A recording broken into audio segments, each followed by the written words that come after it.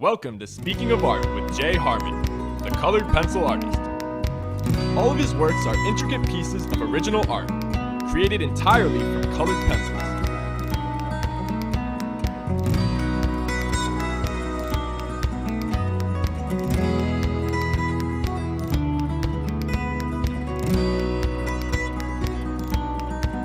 Tune into the show to learn about Jay and his fascinating artistic abilities, as he interviews featured guests, discusses new artwork, and guides us through the many styles and techniques that make his creations so unique.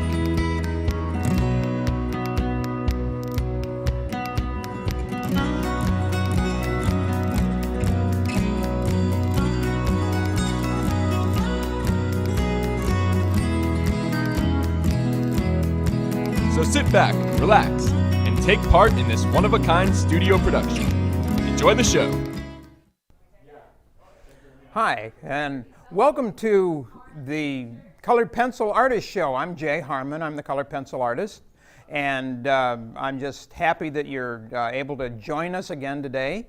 And we have, in the past few weeks, have just completed a picture. If you've been keeping up with me, we've been doing a little bit each week, and this week I just completed it, and I'll show you the picture that we were working on every week. Let me see if we can see that here. Okay, if you can try to get it out of the light here a little bit. There you go. And this is the one that we've been working on. Okay, you can see the picture. It's got the sailboat and the palm tree. I finished up the corner of the palm tree where we were working last week, and it's got the everything, the seagulls here. It's now framed, and it's going to be going up into the Brooklyn Cafe gallery. So this is one, if you'd ever like to come down and see it and see some of my other work. My website also is the Colored Pencil Art, or just coloredpencilartist.com, and I'd be more than happy for you to check out my artwork. I do work on commission, and I have work for sale here at the studio. So if you'd like to come down and see it, we are starting to open up for the public a little bit again. And we're also we're going to be doing a little later on, maybe this month, some online classes. So if you would like to get information on that, please call us here at the studio at 1-888-994-4995, and you'll be able to find out a little bit more about the classes. And we have them. We plan to have them for children and for beginners and intermediate people who are just learning colored pencil. And so what I want you to do is to become a little bit familiar with colored pencil, what I do, and see if you like it. Try it out. Take it for a test drive and see what you think. And I think that you might enjoy it, because I can't think of too many things I would much rather be doing than doing my colored pencil art. So having said that, we are going to hopefully be starting on another piece today, if we have enough time. We're going to be doing another nice colorful picture. So anyway, I just wanted to explain a little bit about colored pencil art and what it is. It's a relatively new medium, and it started back around the late 1800s or early 1900s, when they were able to put pigment, and they mixed it back then with graphite. And regular pencils up till then were only made of graphite. They're not made of lead, and that was a misconception that a lot of people had. They thought that pencils had lead in them. No, they have graphite. So you're not going to get poisoned if you accidentally get stuck with a pencil. But anyway, colored pencils are there's a lot of different different kinds of colored pencils and different makers of colored pencils, and everybody has probably their favorites, but the one that I like to work with and that I stay with is Prismacolor, because I think it has the best true color, and it also, the one that I use, it has, I use the Prismacolor Premier. There's two different kinds of Prismacolor. There's the Prismacolor Scholar, which is good for students and also for beginners in Prismacolor. This is the Prismacolor Premier, and this one has a wax base. So if you're looking at for colored pencils, this is what makes it different from other pencils. This has a wax base, and so when you're drawing with it, it leaves a bit of a residue on the paper, the color that you'll be able to see. So each color is a little bit different. Prismacolor has, I have the big set of Prismacolor pencils, and there's 150 different colors. So you can see that's pretty much of a spectrum of all the different colors that you can find with Prismacolor. That goes all the way from black to white and every color in between, all the neutral colors. By neutral colors, I mean all the grays and browns. Those are colors that aren't found on the color spectrum. And then all the colorful colors that you'll see, the reds, blues, and yellows, those are your primary colors. And secondary colors are greens, purples, and oranges. So then those you get by mixing the primary colors together. You get secondary colors. And then there's the tertiary colors, which are the third degree colors, which come from mixing the secondary colors together with each other or with the primary color, and then you get all the other colors that you'll find in the spectrum. So if you've ever seen a color wheel, this is basically what you'll see there is all the different colors like that. And then it's knowing how to use them together and to balance the colors, and to do that is what the real fun is, trying to see where which colors go together and how well they work together, and then learning how to use the colored pencils. For when you're using the colored pencils, first you need to color lightly, and then go back over it again to kind of fill it in if you like the area that you're doing. And then we start out with the light colors first. Always start with the light colors first.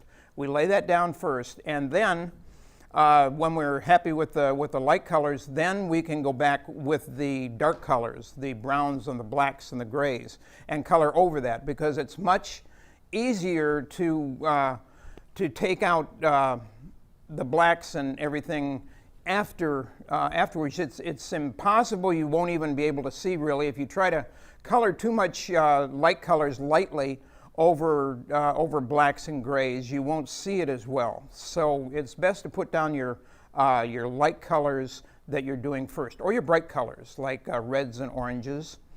And then the other thing that you will need is obviously is a pencil sharpener. This I have here is a very very handy one here. This is made by X-Acto, and they make some very good electric colored pencil sharpeners. Always make sure that if you're going to get a pencil sharpener, that it's an electric color pencil sharpener, because they have a lot of electric pencil sharpeners or other kinds of pencil sharpeners. But if you try to use colored pencil in those, because of the wax base in these colored pencils, it's going to just gum up the colored pencil sharpener. So you need to keep that in mind if you're going to use it for colored pencils. You need to make sure you're getting a colored pencil sharpener that works with colored pencils. Okay, so always remember that, because before I learned that, I have lots of times had to throw out a lot of pencil sharpeners because it just didn't work with the color pencils. So now the next thing that I want to talk about here is, now we have I use this as a battery operated eraser. Okay, I don't know, I guess you can see that. A battery operated eraser.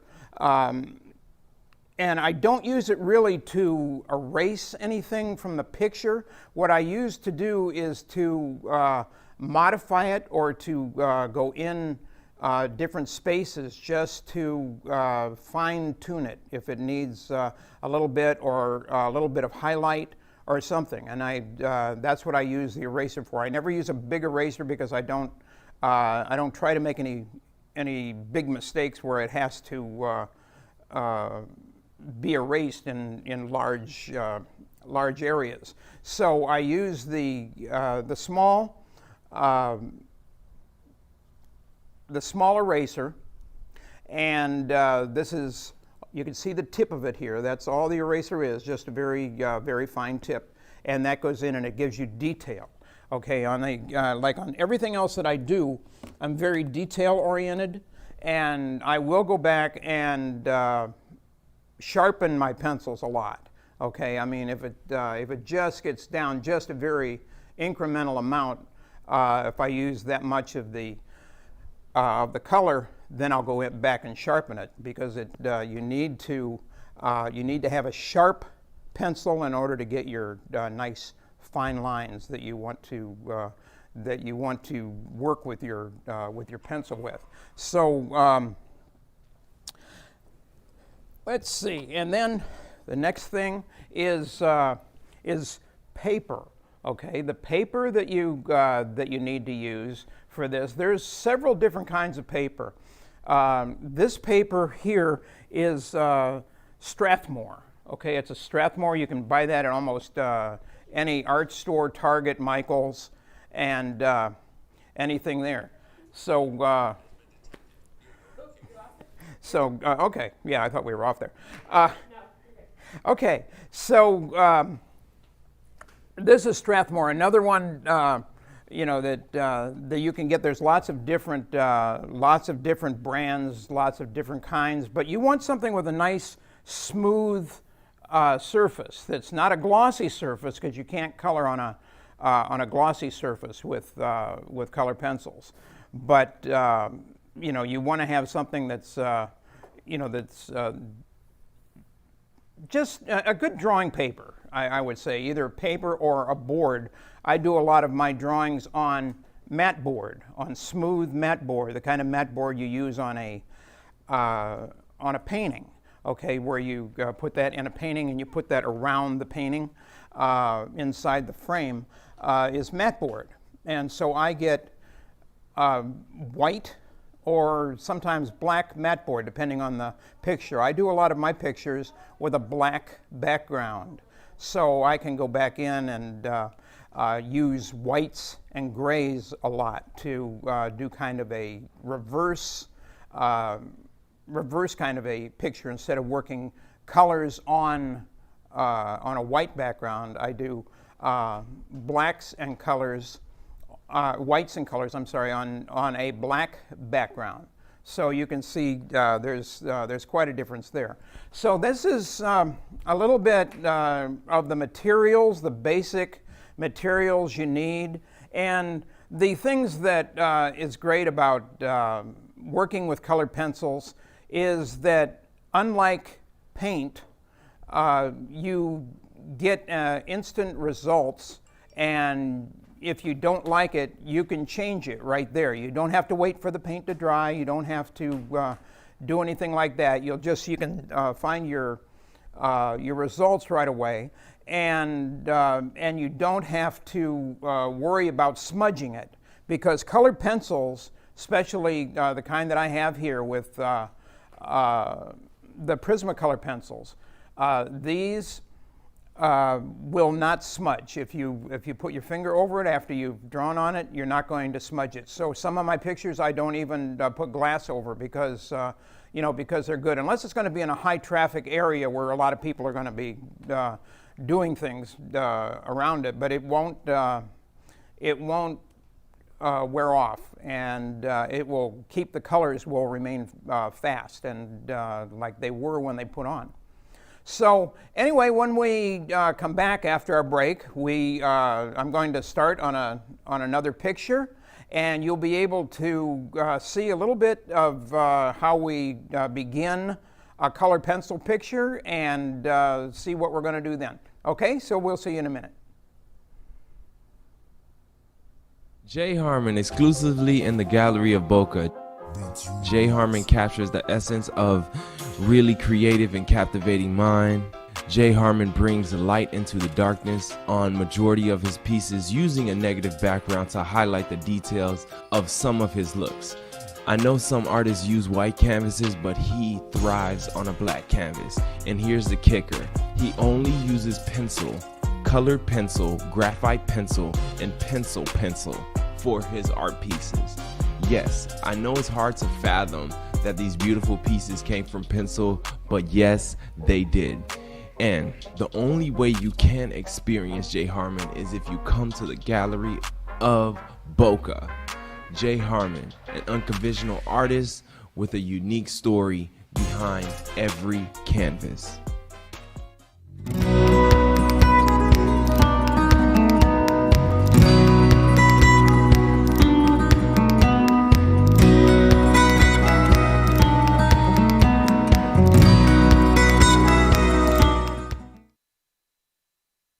Hi, and welcome back. We're going to start now on another picture, and if you've been following us in the weeks previously, you saw the picture that we did of a nice tropical sunset. Now, to do some more with color, what I'm going to be working on, if you see the picture over there, we're going to be doing a picture of a hot air balloon on a lake with the reflection of the hot air balloon under it.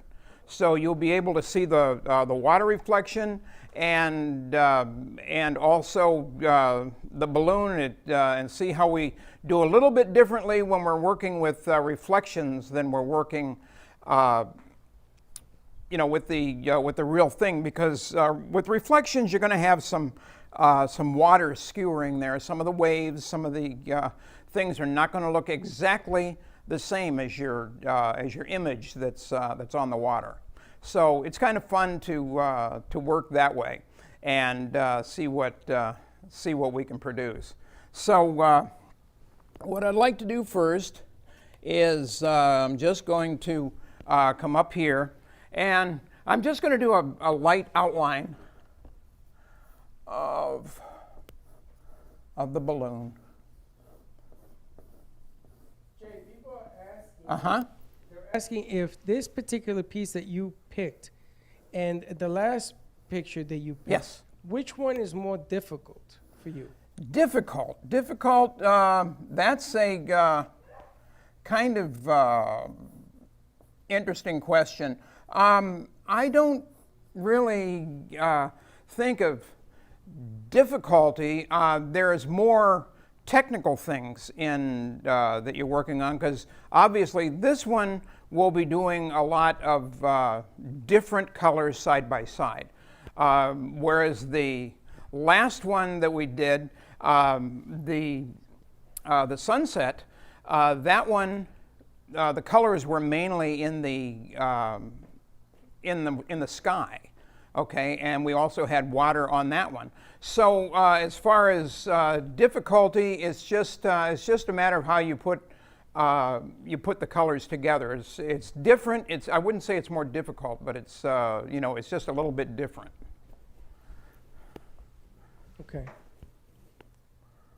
Color textures are different Is the texture at the end of the drawing, is that going to be different? The texture will not be different. It will be the same. What we're going to make. The texture will be very similar to the texture on the sunset picture. Most pictures from colored pencils, because of the medium that you use. Some of them, if you have a rougher surface, you're going to get a different texture. But if you use the same medium and the same kind of paper, you're going to have the same basic texture. And if you're talking about the texture that I'm going to give with the pencils, it's going to be very similar to the one that we just did. I try to keep most of my pictures looking very similar. And Jay, a lot of people are writing in the difference between strokes and pencil strokes. Okay. Yes, quite a bit different. When you're using paint, a stroke is just you make a stroke. With pencil, because you start out very lightly, a pencil stroke is just a very light sketch.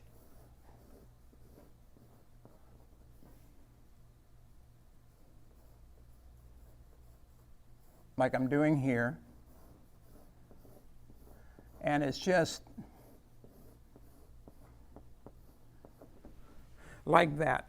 With paint, you come down like one line, and then you can't really go back over it. With colored pencil, you can go back over it. If you don't like it, if you're unhappy with where you put something or how it was placed, you can always erase it, which is something you cannot do with paint. You have to wait for it to dry and then paint over it. Whereas right here, if I didn't like what was being drawn, I would go back and possibly just redraw it. And so that's a little bit of difference. Another reason why I like color pencil is because of that reason, because I can get more instant gratification with what I'm doing.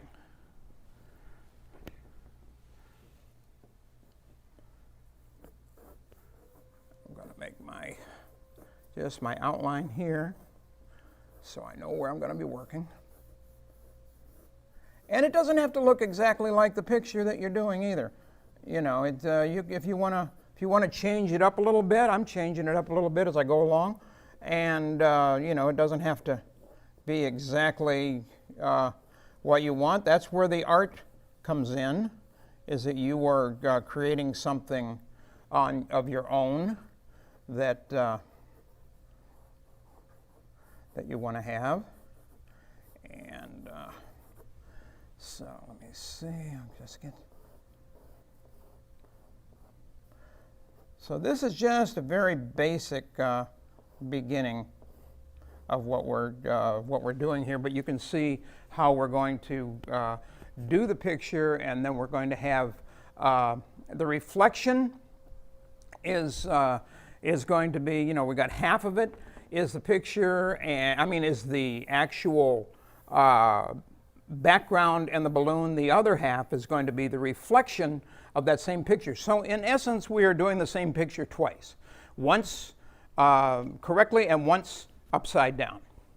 And I will be showing you how, when we get to the part about doing the reflections, how it's just as easy to invert the picture and to work upside down as it is to do it right side up. Okay, and that goes with any picture, not just one that's a reflection. I can do this with any picture. I can take a portrait that I'm working on, and I can turn it upside down and work from the bottom up. I don't know if you've ever seen some of these artists who do the big pictures, and they just like throw paint and everything on it, and you don't know what it is, and then they turn it around and it's a portrait. That's something that an artist, you can really do if you have an artist's eye, because you can see things inverted, you can see them sideways, you can see them any way you're looking at it, because you have an eye for that. So So this is something else we're going to be doing.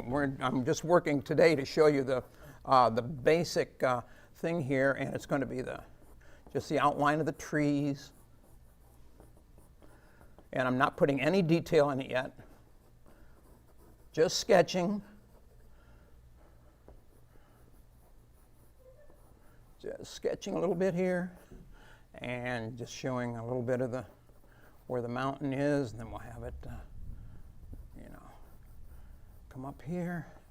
And as we go along, maybe if we want to, when we're doing it a little bit later, maybe you see the sky is nice and clear.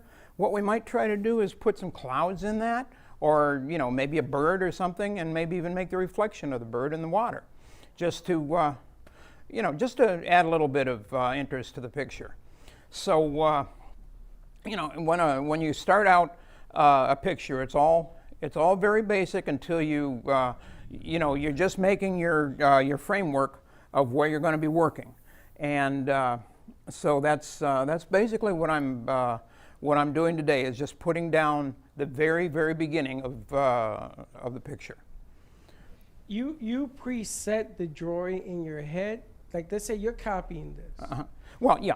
If you didn't have this to copy from, and you wanted to draw this, it would look different, correct? It would. It would look like how I wanted to do it. This I'm doing for the benefit of people, so they can see what we're doing. But if I wanted to do something right out of my head, then it would look however I pre-designed it. I can see it, but a lot of times when I'm working on something and I've pre-designed it, I don't like it when I see it on paper, and so then I go back and I change it, and so it's not. A lot of times it will end up differently than what I had originally conceived of the picture. And the other thing, somebody just asked, if the balloons were further back, suppose you had them further back, it would reduce the size of the reflection as well.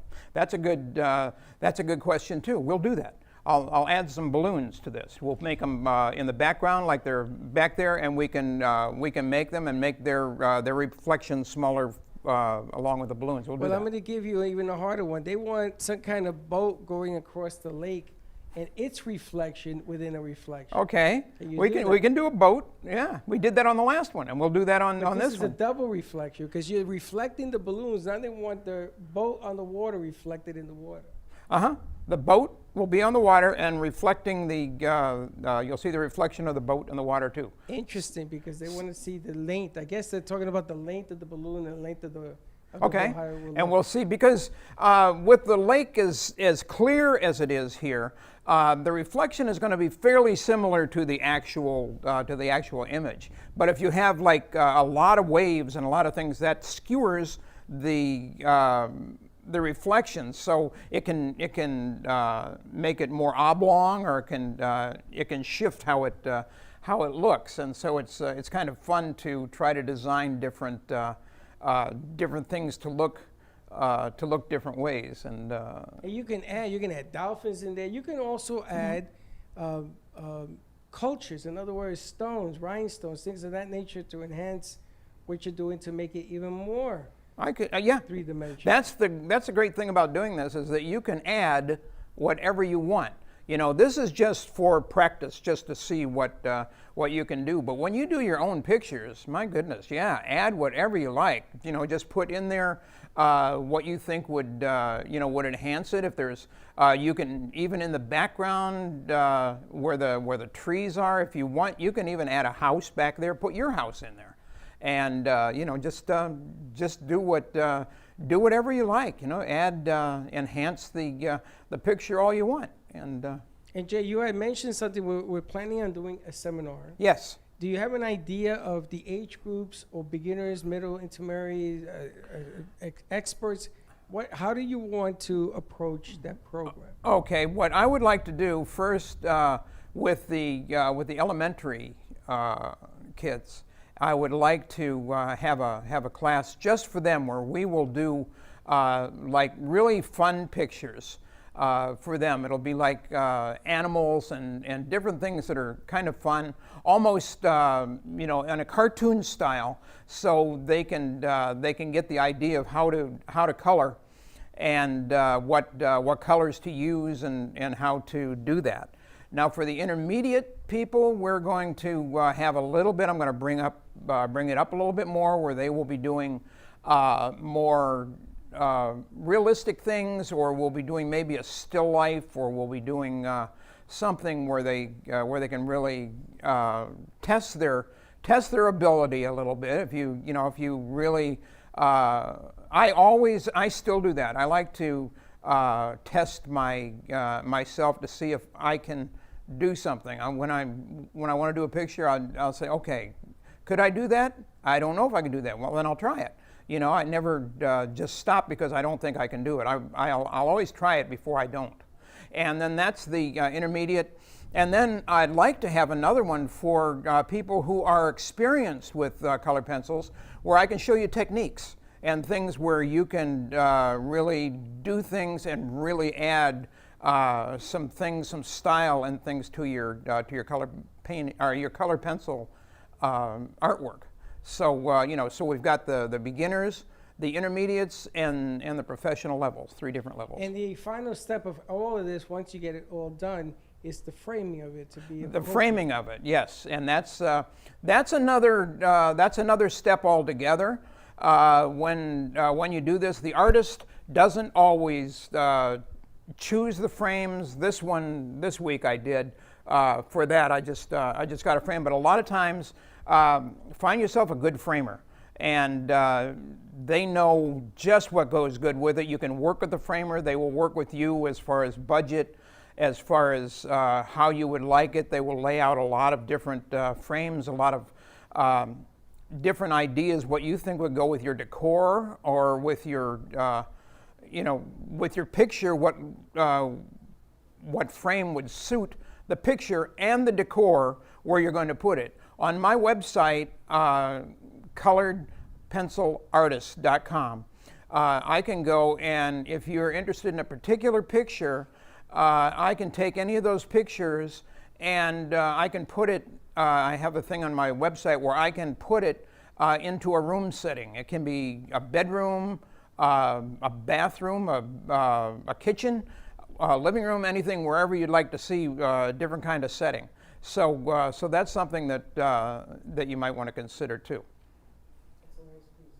And you can always enhance it. I have an idea for the one that you're putting up now here at the gallery. I am going to put balloons behind it that come out. Other balloons. I'm going to 3D. I love the 3-dimensional aspect of what you're doing. That you're able to capture it so it looks like a Polaroid. It's just strictly, it's amazing. It's just an amazing piece of art. That's kind of what I try to do is kind of get a picture that is, it kind of captures a moment in time, but maybe not a realistic moment, because some of the things you would never see it, but if it were the perfect moment and you were able to catch that, on camera, which, is almost impossible. I mean, there are some very, very, very good photographers, and they wait for, sometimes for months to get just the right shot. But this way, you can, if you do it yourself, you can draw something and make it look like it's just that point in time that maybe you could never catch with a camera. And it doesn't matter how big. If I wanted to make an 8x4, like that big canvas over there, you could do that as well, right? Oh, sure. Sure, and I can, they can also be, be enlarged if you make one. My color pencils, I've had them enlarged to, I took a picture that was only about 14 inches, and I blew them up to bigger than a couch. So, and if you have somebody with who's a really professional camera to blow it up and to really enhance it, it'll still look just as good as a small one did. The only thing I had to do when it was blown up was just go in and add a few little details and make it look more like it was still a color pencil drawing. But you can enlarge these to any size you like. Very cool. Okay, so anyway, we just got the basics started here, and I will come in and see you again next week. And when I do, I'll have the outline completed, and then we will start on the color part of it, which is really the exciting part. So anyway, until then, and if you'd like to ever get in touch with me, coloredpencilartist.com, and the number here at the studio is 1-888-994-4995. Okay, it's great to have you with me today, and look forward to seeing you again next week. Bye bye. Speaking of art, Jay Harmon, the colored pencil artist. All of his works are intricate pieces of original art, created entirely from colored pencils.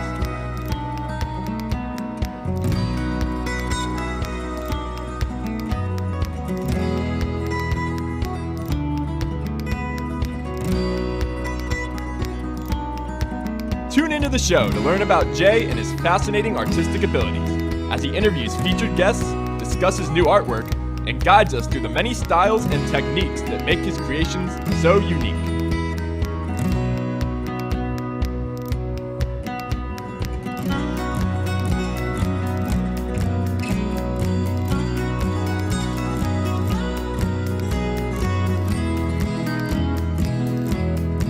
So sit back, relax, and take part in this one-of-a-kind studio production.